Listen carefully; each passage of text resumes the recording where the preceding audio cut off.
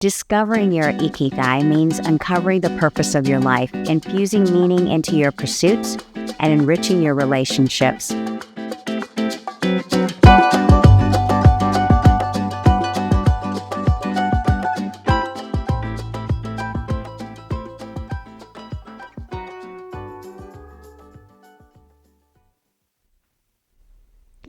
Where are you now?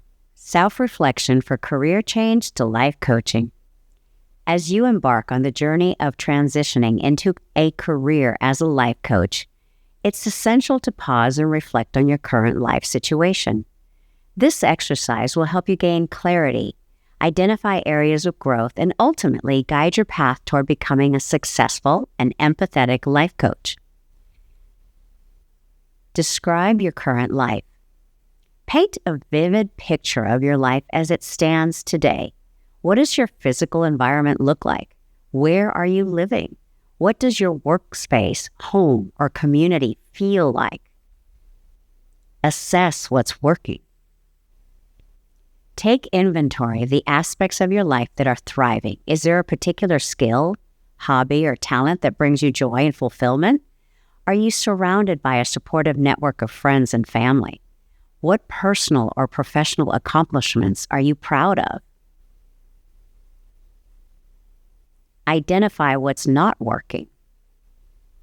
Be honest about the areas that need improvement or change.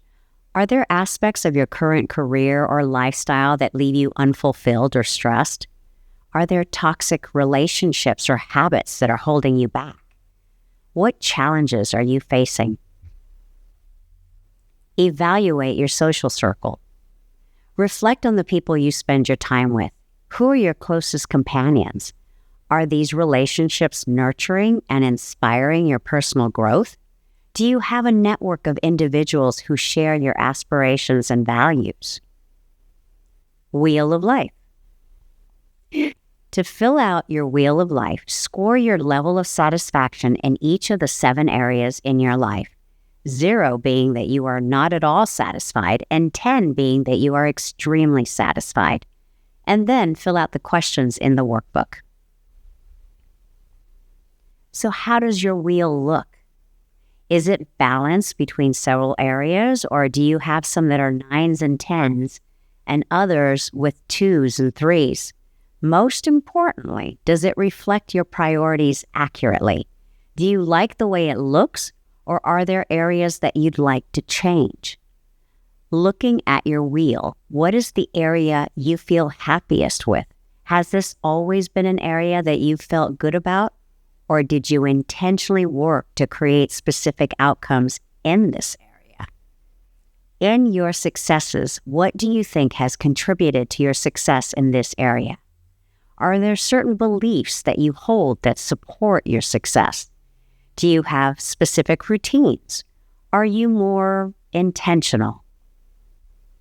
What is the one area that you want to improve more than any other? If you improve this area, what kind of positive impact would it have on other areas? Has it always been more difficult for you to create the results you want in this area, or has it been unusually difficult more recently? Why do you think you've struggled in the past with creating a high level of satisfaction in this area? What are the limiting beliefs you held in this area? What would it look like and feel like a month from now if you made this one area your singular focus over the next 30 days?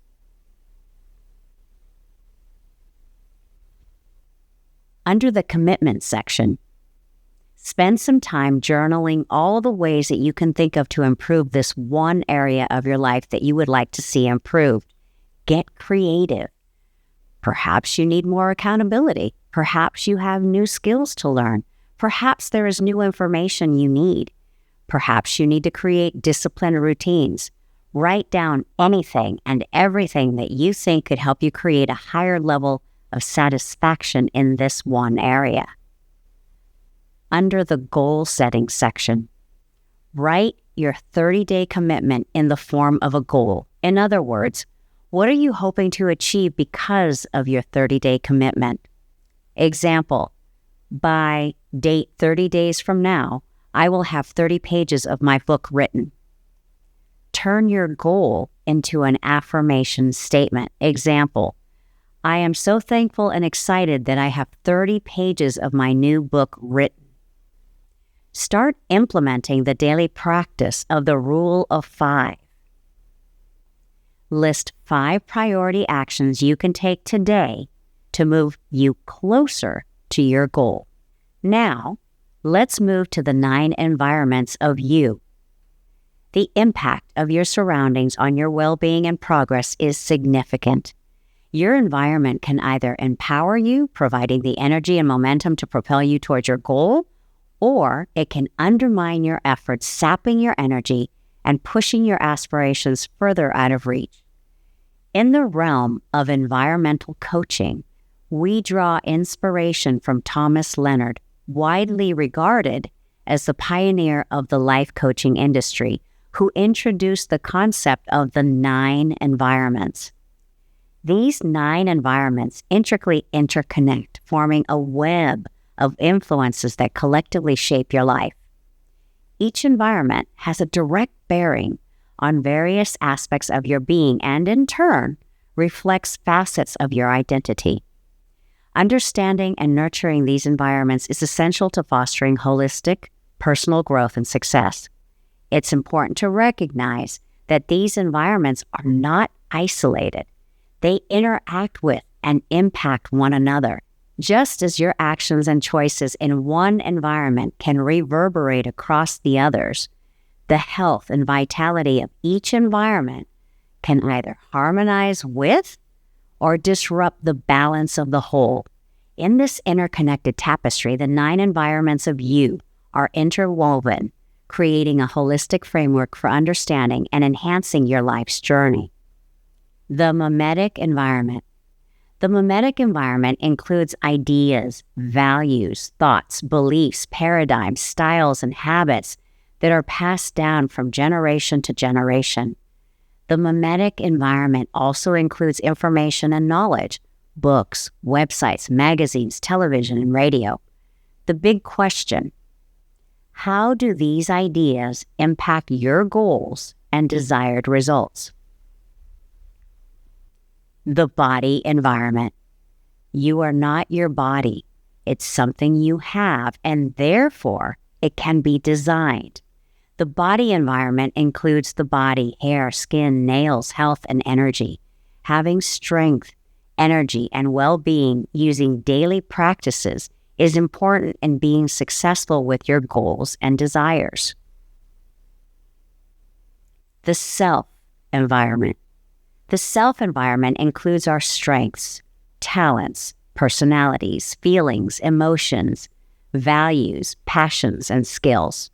The self environment reflects a person's inner resources that can be reflected in the outer world around them. The technology environment. The technology environment includes technology, electronics, and virtual spaces. Technology includes software and hardware.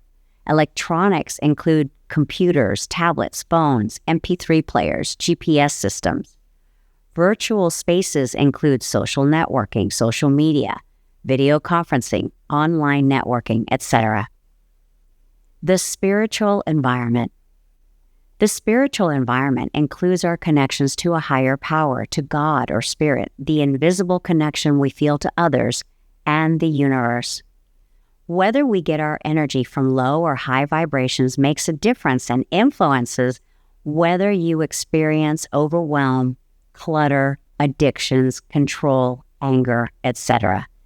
This environment includes designing spiritual practices that support your desired results. The relationship environment. The relationship environment includes those people in our lives who are closest to us and with whom we have an intimate connection. This includes family, close friends, close colleagues, co-workers, mentors, and neighbors who are in our lives on a daily basis. The people in your life act as a mirror to some part of yourself, and we become like the people we spend time with. The network environment.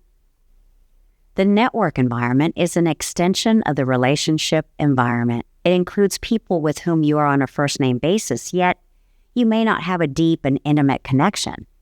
The network environment includes business associates, community organizations, support groups you belong to. The goal of the network environment is usually to provide an exchange of information and to build bridges to people who can support you in enhancing both your business and personal life. The financial environment. The financial environment affects every other environment. It includes bills, credit cards, money, investments, insurance, stocks and bonds, and the people who support your financial well-being, accountants, financial planners, stockbrokers. This environment also includes any tools, support services, or systems you use to achieve your financial goals, files, computer programs, budgets, banks.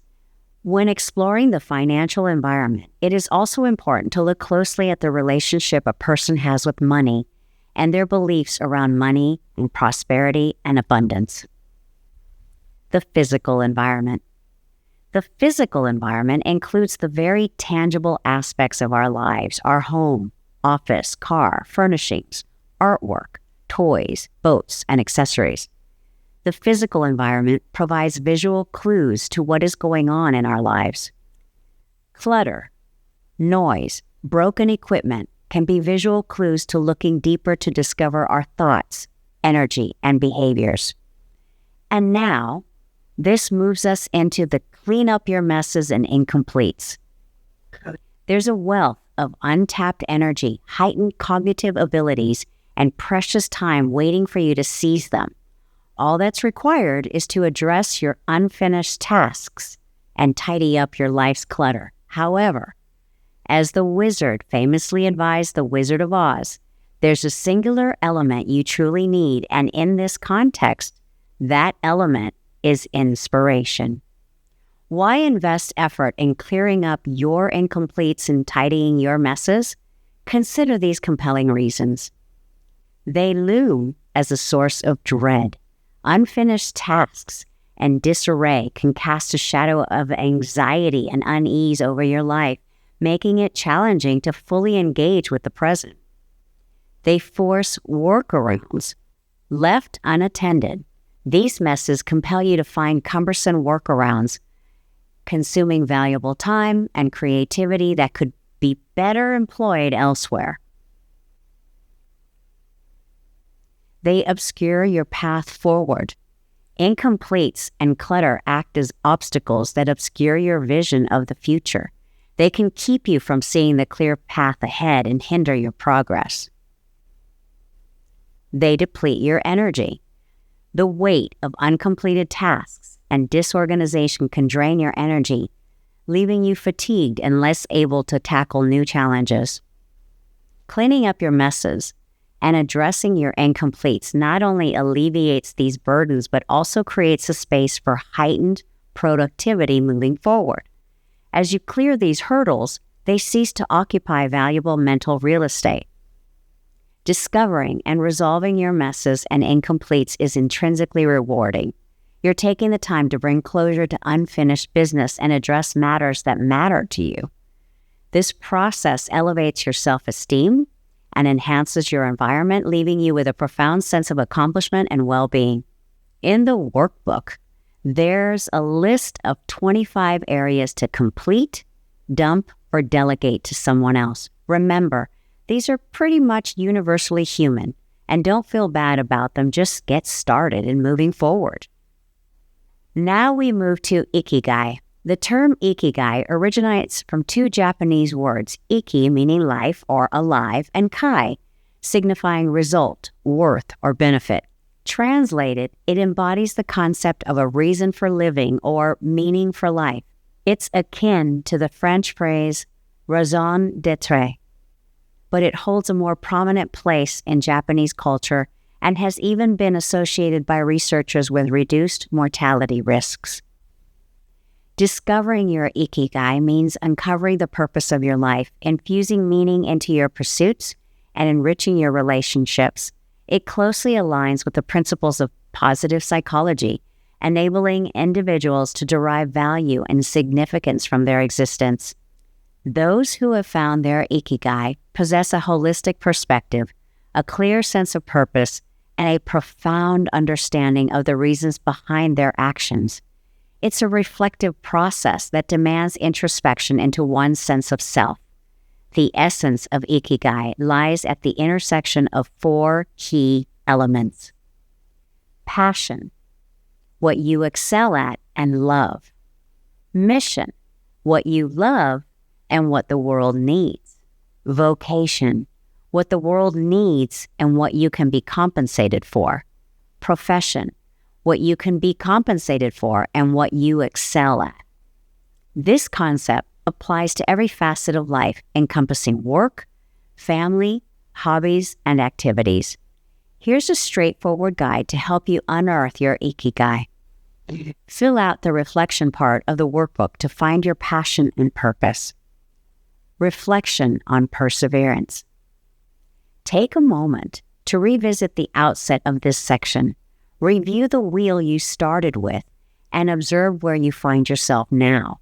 What are your most significant aspirations for this course?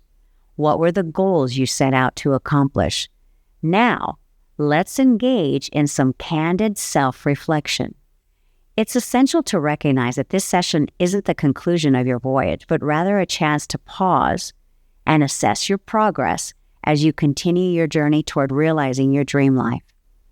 Perseverance doesn't equate to perfection, and the road to success is seldom a straight line. It's a path replete with twists and turns, moments of triumph, and instances where motivation seems elusive.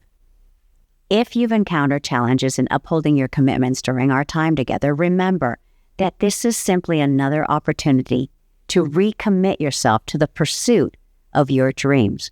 The journey is ongoing, and setbacks are a natural part of the process. What truly matters is your unwavering dedication to your goals and your willingness to keep moving forward, no matter the obstacles that may arise. Over the last 30 days, did you achieve your goals? Why or why not? What contributed to your success or lack of it? What's next?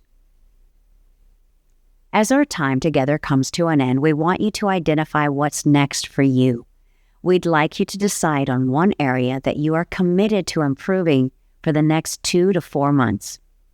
Spend some time journaling all the ways that you can think of to improve this one area of your life. Get creative. Write down anything and everything that you think could help you create a higher level of satisfaction in this area.